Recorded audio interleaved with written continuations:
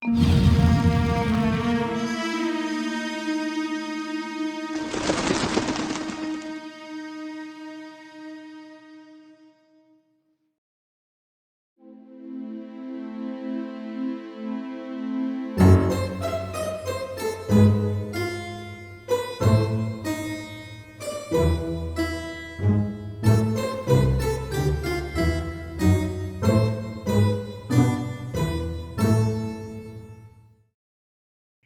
gang, Phil Lister here with yet another fun-filled, action-packed tutorial.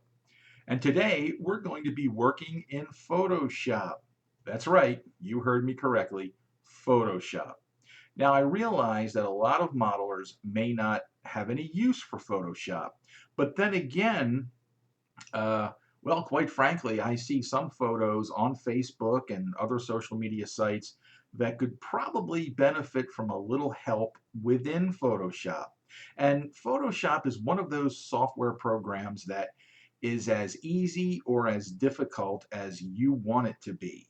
Okay, so you don't really have to worry about diving or immersing yourself into it full tilt and use it the same way a graphic designer or a professional photographer would use it. And I'm going to show you a couple of simple things right away here. So we're going to start off. What we're going to do is we're going to take this photo of the Grim Reaper. I built this in well, several months ago, and probably last year actually. Excuse me. And I generally try to shoot my photos outdoors whenever possible using daylight. And the reason for this is that when you do that, you're not getting a lot of harsh shadows. And this way you get an even overall lighting, okay? So that you don't have any shadows on the background or anything on the foreground. Now this particular shot, um, doesn't, of course, show you any foreground here except for the model base itself.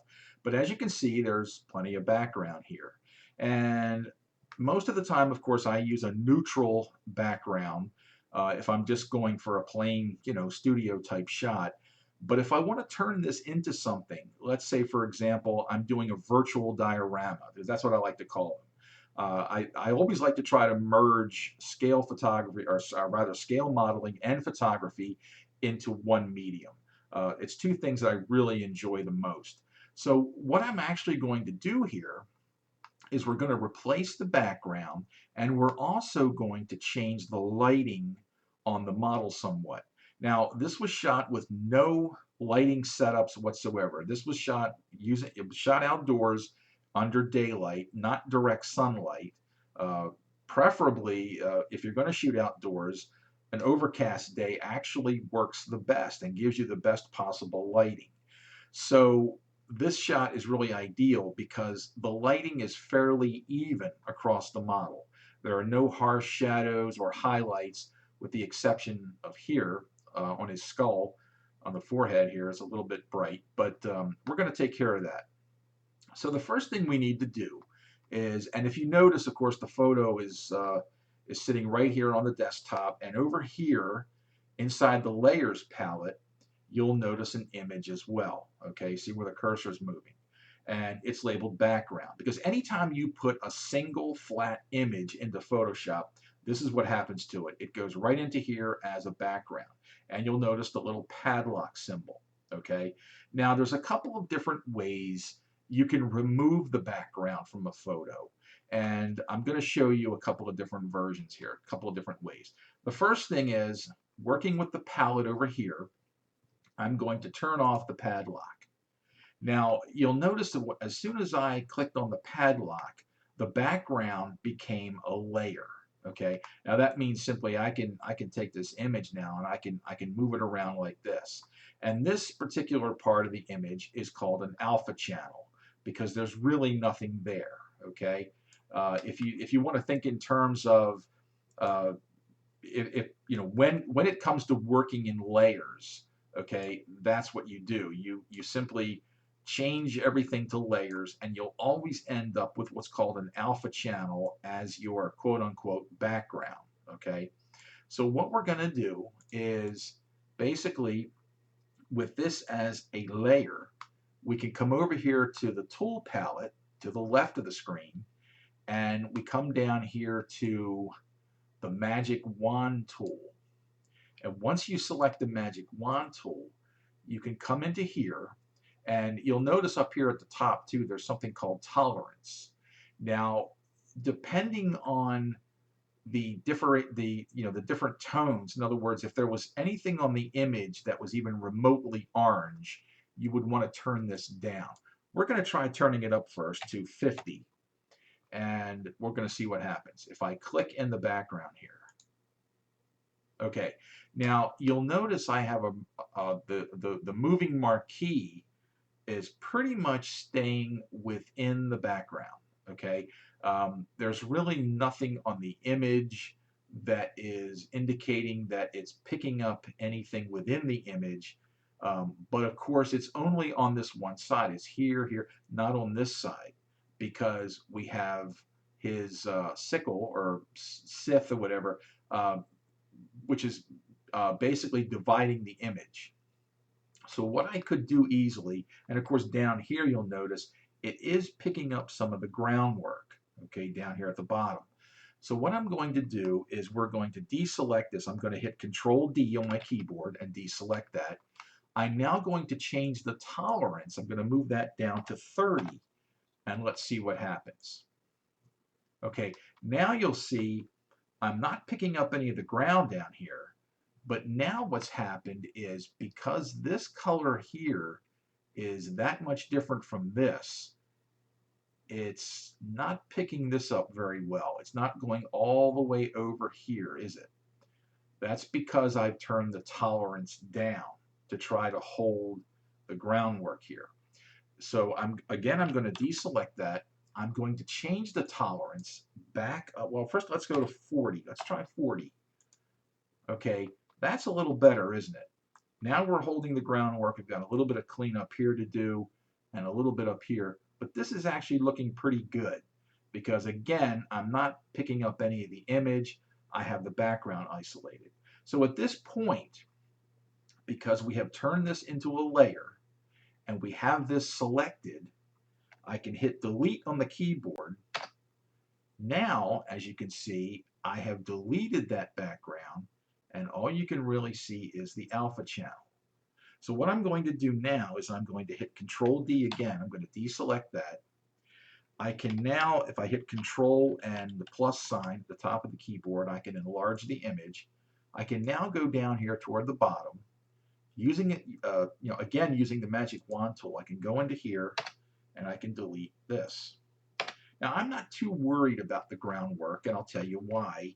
A little bit later on, what we're going to do is we're going to lay in some fog at the bottom there. So we're not really concerned that much about the groundwork.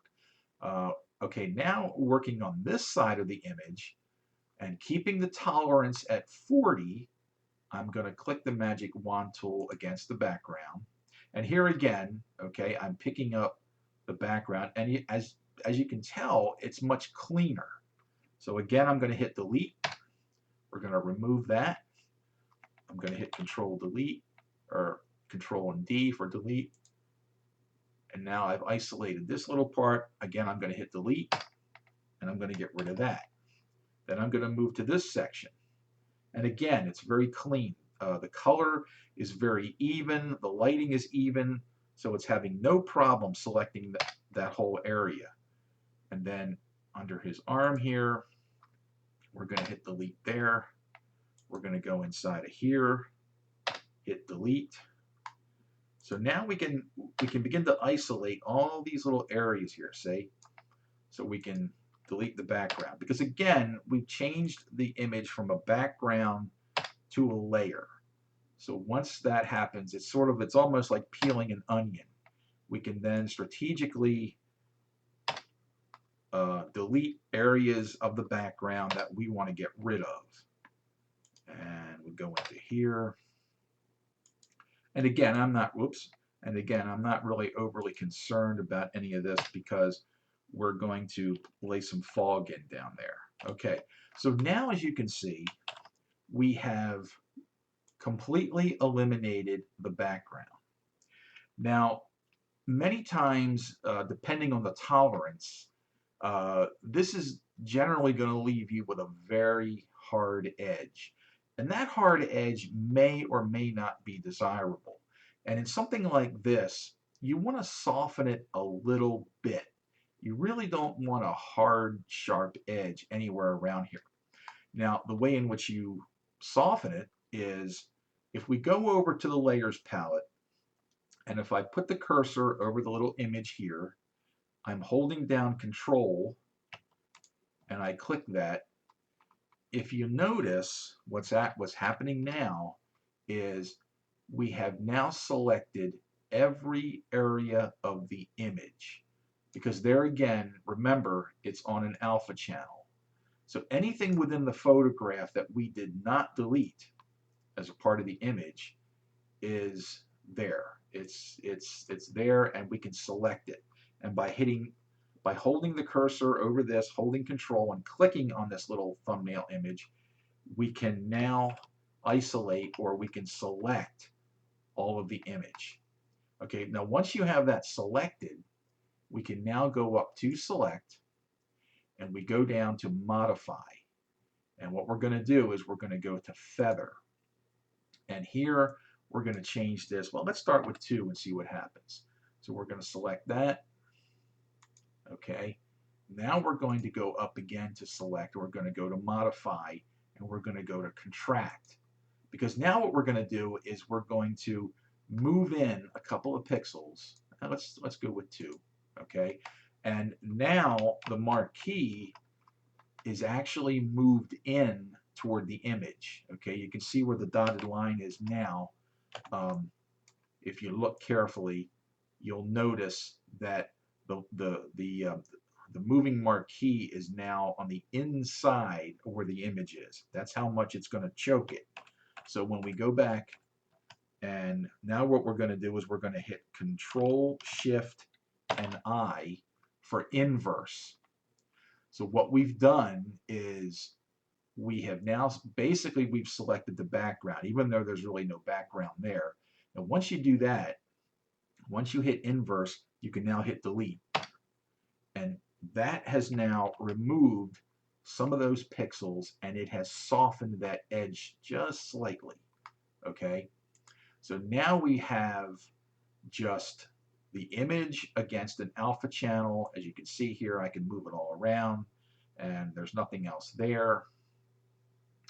And so now we have the availability to replace the background. And the way in which you do that, now you could, now actually you can't. Now we're going to have to come over here to, at the bottom here, you're going to click this little, this little icon right here, which is for the new layer. And as soon as I click that, you'll notice a new layer has popped in here.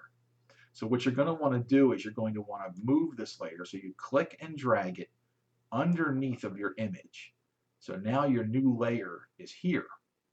Now what you could do, if you didn't want to replace the background with, let's say, a setting like a, I don't know, like a wooded setting, or rolling hills and a dark sky, or whatever you're going to do, you could easily go up here to the, over here at your tools, and normally there's the paint bucket, but if you click and you drag a little bit, you'll get the gradient tool, and you can then up here at the other palette up here at the where all your other things are here, your image and layer and all that, you'll notice that it'll show a gradation up here, and if you click that, another dialog box will open, and here's where you can change your gradation.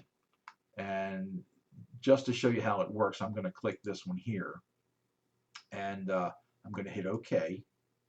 Now, if I position this tool here at the top, and I hold the left mouse button down, and I drag this down, okay, now I've changed the background.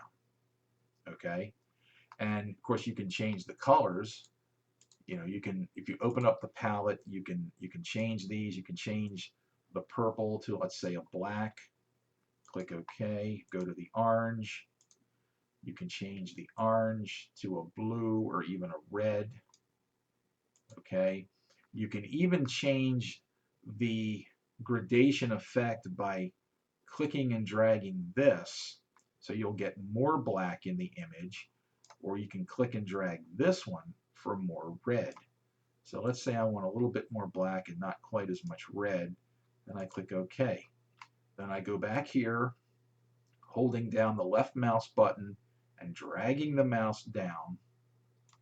I've now changed the background again. So this, in this way, you don't need a lot of fancy backdrops when you're shooting your models. And if you decide to put them into Photoshop and actually do something else, you can shoot them against a plain, ordinary background, either white, black, as long as the color background is contrasty to anything within the model. You'll be able to isolate it easily enough and remove the background so you end up with this alpha channel like this. Okay, that's really the goal. The goal is to cleanly remove the background so that you can replace it with something else. But what we're going to do is we're actually going to take this a step further, and we're going to create a more realistic scene for this. Okay, so what I've done is I found an image online that I'm going to import. So we're going to go here to Open, and I'm going to import this image. I simply called it Spooky Woods. And all I'm going to do is, now I could select the whole image here and import it. Well, you know what, let's go ahead and do that. So I've got the whole image here selected.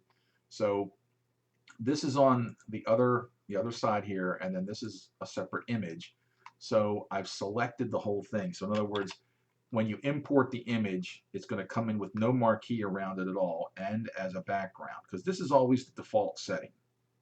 But if I go up here to select and I select all, what it then does is it selects the whole image. You can then go to, under Edit, go to Copy, and you're going to go back to the original project, which is the Grim Reaper here, and then you go back to Edit and you go Paste.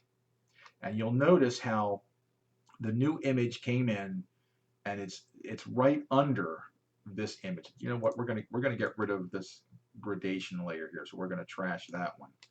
Okay. So once you have the new image imported, you simply highlight the new image as I've done here.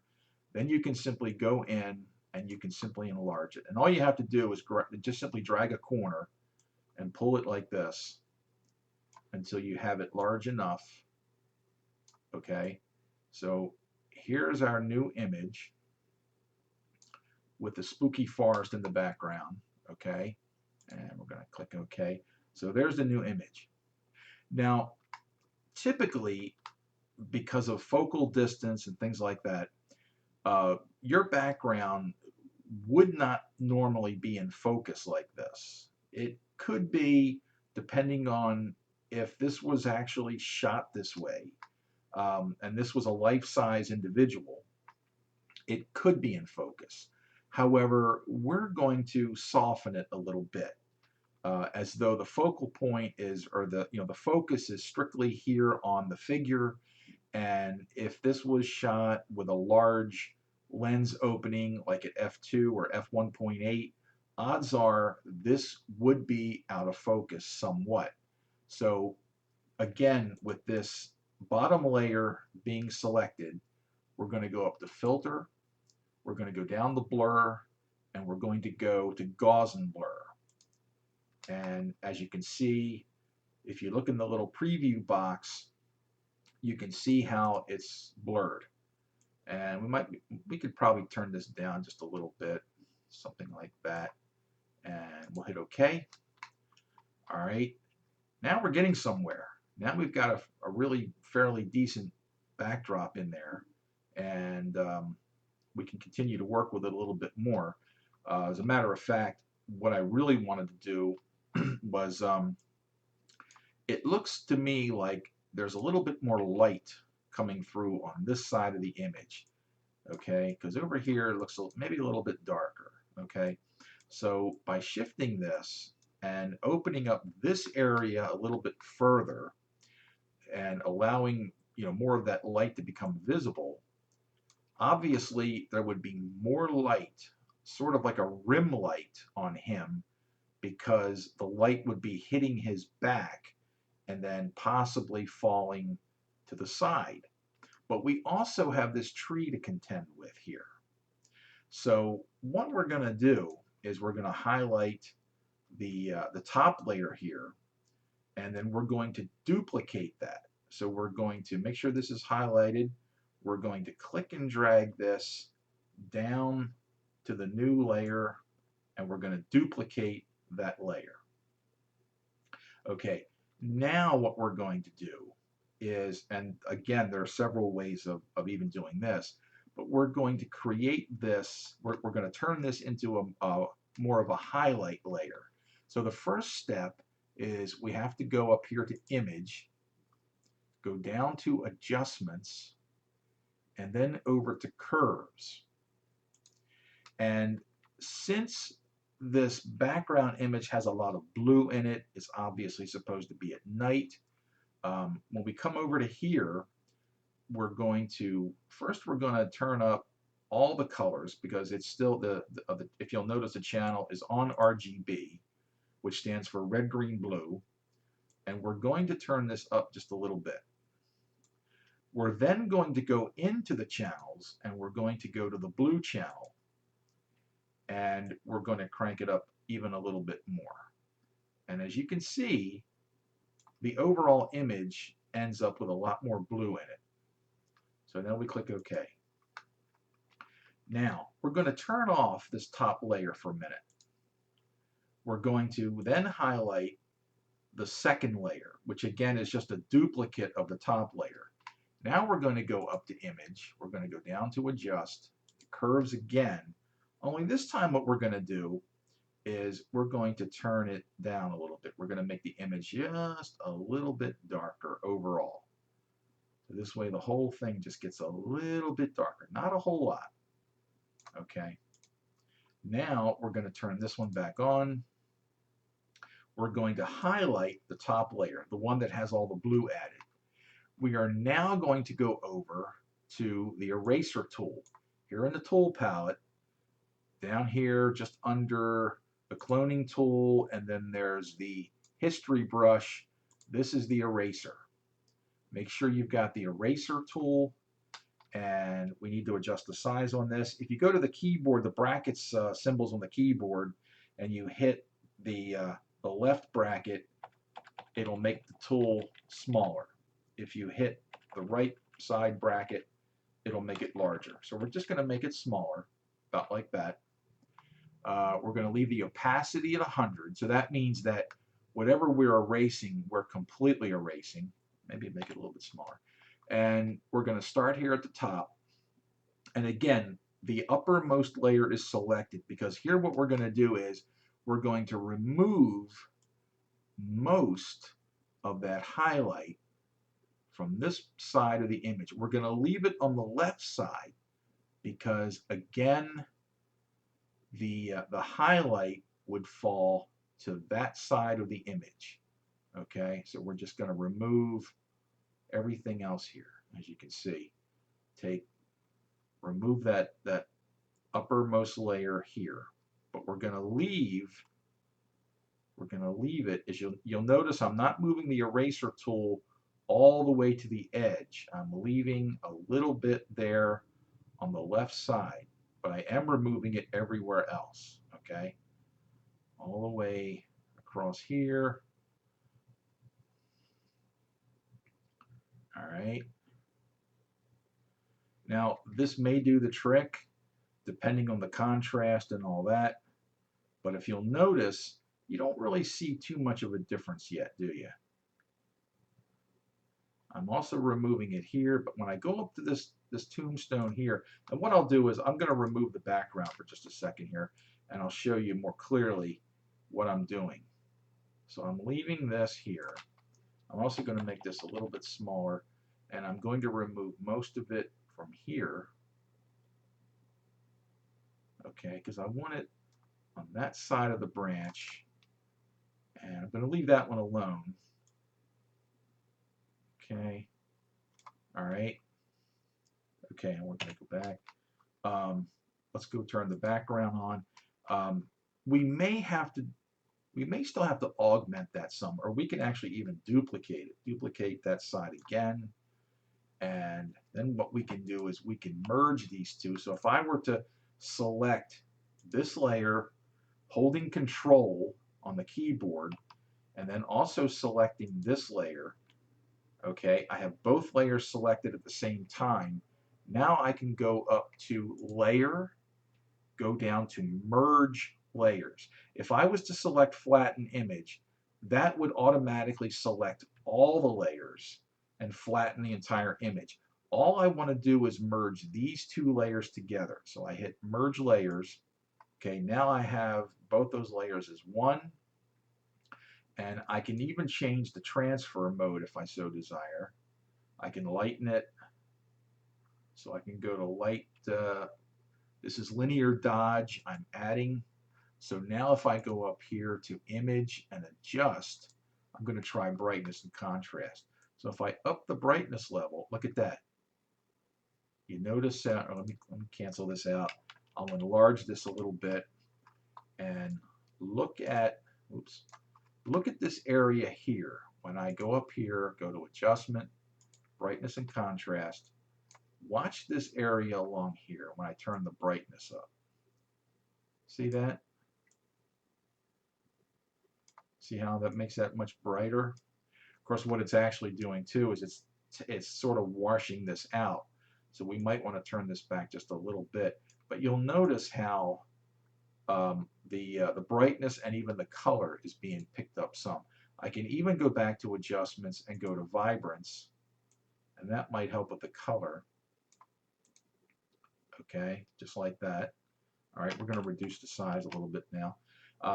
Now, if I select the background layer, the background layer is probably a little light colored. Now, I see one little problem area, and that is this here, because I didn't take the on this image, I didn't erase that one on that side, so we have to take this out, get rid of that. There was some highlight there I want to get rid of. Okay, so as we can see, there we go. There was some there yet. Okay, okay. So now we can turn the background back on. And what we need to do is we need to darken the background somewhat, at least especially on this one side. So what I'm actually going to do is there are ways you can isolate parts of an image so that you can affect the brightness and contrast and color and even the sharpness and whatnot. So what I'm going to do is I'm going to take the marquee tool, I'm going to take the rectangular, and I'm going to isolate just part of this background image, but I want to feather it. I want to make sure that that the tonal values change gradually. So I'm going to go up to the feather area here, and I'm going to change this to about 60, so that when I start clicking and dragging here to darken this,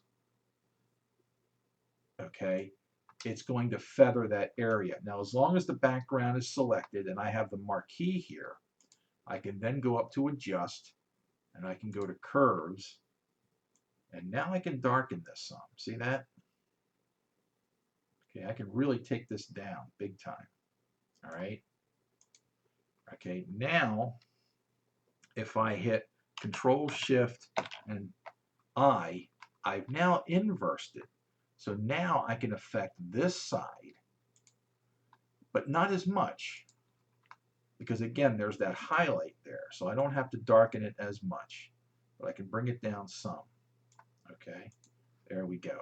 Okay, all right, we're going to deselect it. Now we're really getting somewhere. Now the tonal values are looking closer, because we have that blue backlight on him. Oops, there's another area here, down here, I think. Yeah, there we go. Got to darken that yet. Yeah, the handle here wasn't And we'll take it out of here too, because his arm is would actually be blocking the light here, I would say. We'll even take this off of the hand, except for that other side. There we go. Okay. Now we're really getting somewhere here. All right.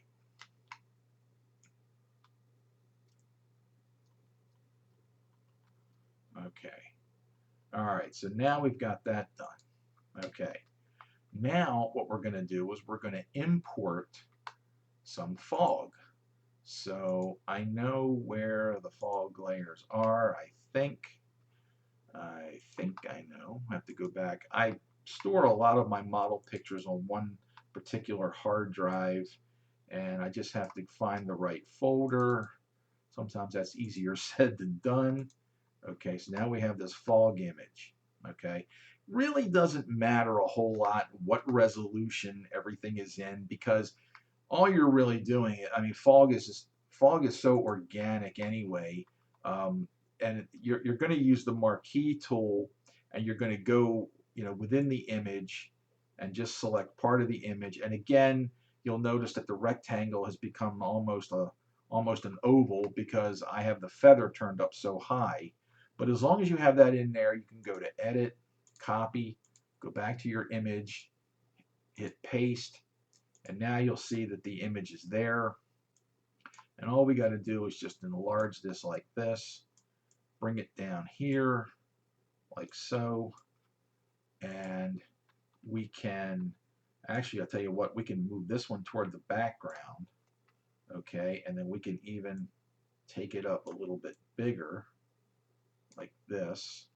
We can, and now you'll notice how if I'm not hitting any other keys or buttons, and all I'm doing is I'm just grabbing any of these boxes here, you'll notice that this either enlarges or gets smaller proportionally.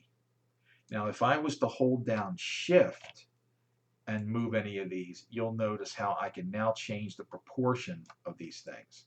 And that's with any layer. So you might want to make something tall but not as wide, so you can hold down Shift and just move one of these. Okay, so we've got that one set for the background. And we can also affect the tonal value a little bit if we go, as long as the fog is selected over here in the layers palette, we go up to Image, Adjust, we can go to Curves, and we can brighten that up some. Okay, just like that. And we can also change the transparency. So in other words, if you don't want this solid all the way through there, as long as this layer is highlighted again, you can go here to opacity, and you can turn the opacity down so that if you'll notice, the fog is still visible, but now you're starting to see some of the background through there. Okay, so that's pretty good. Now I want to duplicate this fog layer, and I want fog in front of him. So again, I'm going to highlight the fog layer. I'm going to then duplicate that layer, and then I'm going to take the top fog layer and I'm going to move it all the way up here to the top. So now I have fog in front of him, and I can change the opacity back to 100. And if I want, I can make the fog a little lower in front of him. And I can also, again, duplicate this layer like that. And then I can take the uppermost layer and I can affect the proportion so that the fog is not only more dense, but I can shift it over somewhat so that now I have more fog, and the pattern is also being affected. I can also duplicate this one more time, and again I can change the proportion, and I can lower this one. Okay, so now you really can't even see his feet at all. Okay, but of course the problem is I've got a hard line here because I didn't change the transfer mode. So if I select the first layer and I change the transfer mode, let's say to screen, I can take this one and I can do the same thing, change it to screen, or I can change it to lighten. I can take this one and do the same thing, change it to screen, okay, or lighten. And now you don't see the hard line there. I can even take the second layer and I can affect the transparency somewhat so that you can see a little bit more here. And of course, this is the lower part. This is you know, this one is actually, well, let's see. Um, let's enlarge that, and if I take this uppermost layer, which is all the way here at the bottom, I can then duplicate that one again, and so now that gets a little bit more dense and it's a lot lower. I can lower it some more. Okay, so now we've got fog rolling through the back, which again I can enlarge some more so that you can see the fog is well within the background, closer to the tree line, let's say, and that just adds more depth. We're just adding more depth to the overall scene. Okay, now we want to do some final color grading or color correction on this. Okay, so what we're going to do is, if we go here down at the, if again looking over here to the right at the layers palette, if we click here over this circle that has a solid section and a clear section, you can then add these additional tools. You can add hue and saturation, vibrance, brightness and contrast, excuse me, and color balance. So let's start with color balance, and you'll see that the actual adjustments are coming in here. Now I want the color grading to affect everything, so we're going to move that all the way up to the top here. So on this layer here, this is what we're using to affect the oh, wait a minute, color balance is still here. All right, we're going to move that here too. Okay, so now we're going to affect the color balance. I want more blue added to the scene, so I'm going to shift the cyan over, as well as the blue. I may even shift the green. I'm trying to shift it more away from the red. Okay, now the next thing I'm going to do is I'm going to go back to this palette, and I'm going to select brightness and contrast. And now I can darken the image somewhat and turn up the contrast a little bit more, turn the brightness down some more. Okay, so now it looks a little more ominous. I can see one other thing again. I need to go in with the eraser tool and do some more here. I think I'm just going to take this out, except for that very edge there. Okay, there. All right. Okay, so now we have the final color grade. And the final color grading, basically what that does is it brings everything together. It ties everything together so that your image has an overall tonal quality that matches the lighting in the scene. So when you take into account that there's a lot of blue in your background, you want your overall image to have that same effect. So that's why we do the color grading pretty much over everything. Now I can take this a step further. I can add some sharpening to the overall image. I can let's see, is there any sharpening here? Maybe not. Photo filter, posterize, invert. Well, what we can do for sharpening, and here's where I have some plugins for Photoshop that I use called Topaz Labs. Now, once you get your image to where you pretty much are satisfied with how everything is looking, oops. Let's see. I keep finding these little areas where I need to erase. There we go. And we'll come up here more. There we go. Once you have your image to where you're really satisfied with how everything looks, you can then flatten the image. And if you have other tools, other plugins, or you can use even the plugins in Photoshop to further affect the color. So what I'm going to do is I'm going to save this as a Photoshop project. and we're just going to call it Grim. Just call it Grim, I guess. Is that two M's or one? Anyway, and the default setting is it will automatically save it as a Photoshop project. So you're just going to hit save, hit OK. Now you have a Photoshop project saved, so you have everything is still in layers. Now at this point, you can then go up to layer and select flatten image. And when you do that, you'll notice how you're practically back to square one where you first started with this the basic image. It is now a flattened complete image and as a background.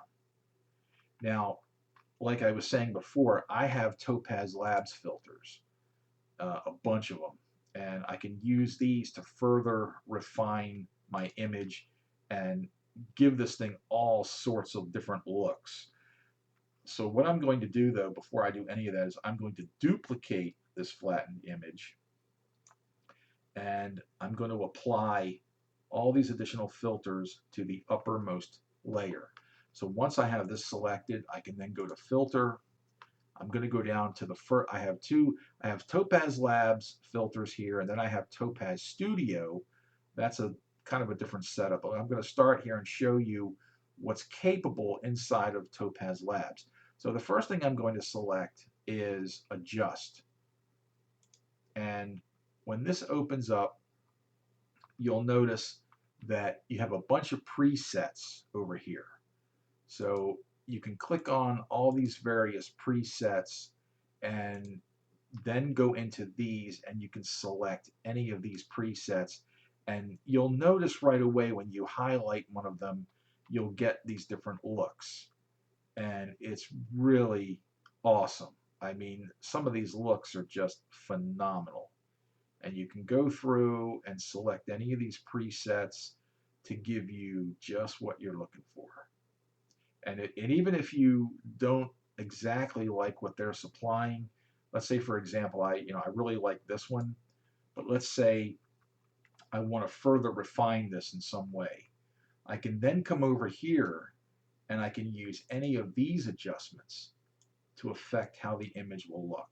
Okay, if I wanted more of an illustrative look, well, I can just turn up the strength on this, turn up the radius, turn up this sharpening, turn up the detail boost, and you'll notice I get, God, this almost looks like a wood cutting. So I can turn this down back to here, and I can still leave this strength turned up, and it has a much sharper look to it. And so it's just all different kinds of looks. I can affect the color. If I want to turn up the saturation, I can turn up the saturation more, or I can cut it back. Whatever I want to do. If I don't like that, I can go to the vibrant collection, and again, I can turn all these. I can select any one of these presets, and I can affect the change even further. I can go into any of the controls here and change the overall look of this, depending on my particular taste.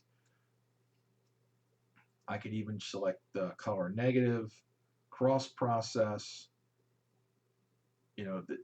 A lot of these looks are it's a lot like when you're color grading a film. You're just simply affecting the overall tone, the contrast, the brightness. This one looks absolutely awesome. But I can modify it a little bit. I can turn up the exposure a little bit here, turn up the details just a little bit, maybe even crank up the saturation a little bit more. And if I really like this one, I can say OK, and then it'll save it as that. But again, only this upper layer is affected, so I still have my original here. So if I decide I really like this one, I want to stick with this one, I can then just simply eliminate this background, or I can go up here to layer and I can flatten that image, and that'll be my final image to use. Or I can just simply, or I can even blend them. If I like the background image and I like this upper image, the top image, I can actually blend them to a degree, so that there's some of both, depending on which blending mode I select.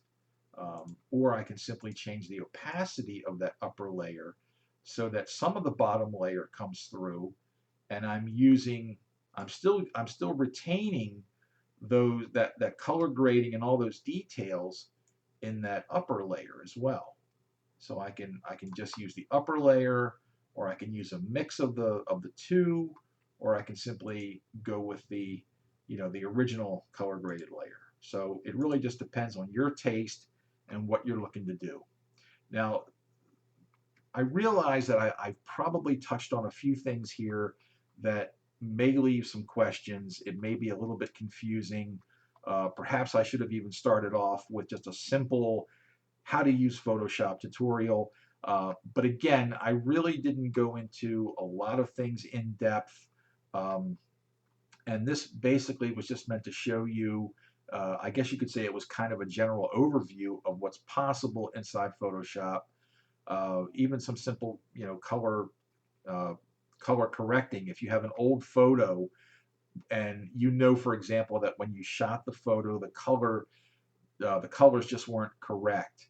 There are simple ways you can go in and you can, you know, color correct those photos, and you can sharpen them a little bit, and remove some of the fuzziness and so forth to really dress them up. And but this is just a fun way in which you can incorporate your scale models into photography, and again, you can affect the change, the background, and so forth, so that you can really uh, make your models stand out further instead of just having a plain neutral background behind your models. Um,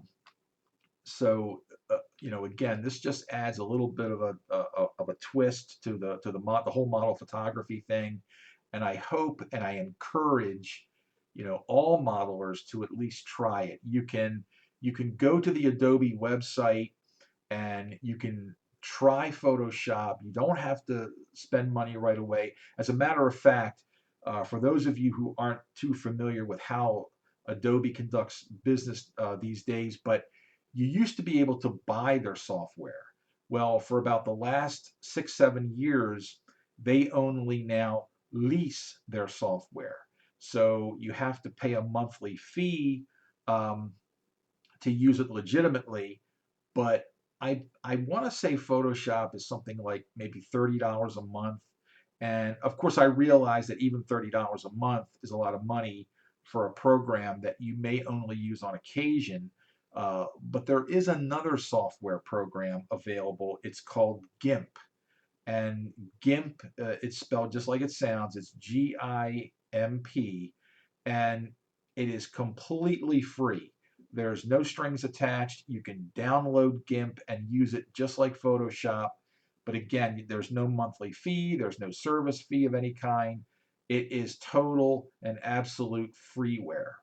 So if you don't want to spend the money for Photoshop, I highly recommend that you look into GIMP. But again, there's a definite advantage to Photoshop. Some program that you have to pay for is naturally going to be better. But again, if you're not using it that much, it probably isn't worth the expense. So you might want to look into GIMP, and that's definitely the one big free alternative to Photoshop. But again, I encourage anyone out there to try it. I think you'll have a lot of fun creating these photo composites, and who knows, if enough modelers got into Photoshop as much as they are into modeling itself, this could be the beginning of a whole new way of creating contests where you do photos of your models and put them into realistic scenes and whatnot, and that could spawn a whole new generation of modeling contests. So who knows, But again, I really encourage everyone to get out there, start shooting some photos. I don't use a cell phone when I take photos. I use a Canon DSLR. I have the Canon 7D. and a couple different lenses. And again, I realize a lot of modelers don't want to put a lot of money out for photo gear, but again, this is something that may spawn a whole new creative outlet for you. So who knows, maybe in time you would want to spend the money on a decent camera so you can take really good photos. And again, using Photoshop to create these photo composites, which again are it's really a lot of fun, in and of itself. So get out there and try it, and at the very least, don't forget, get out there and build some models.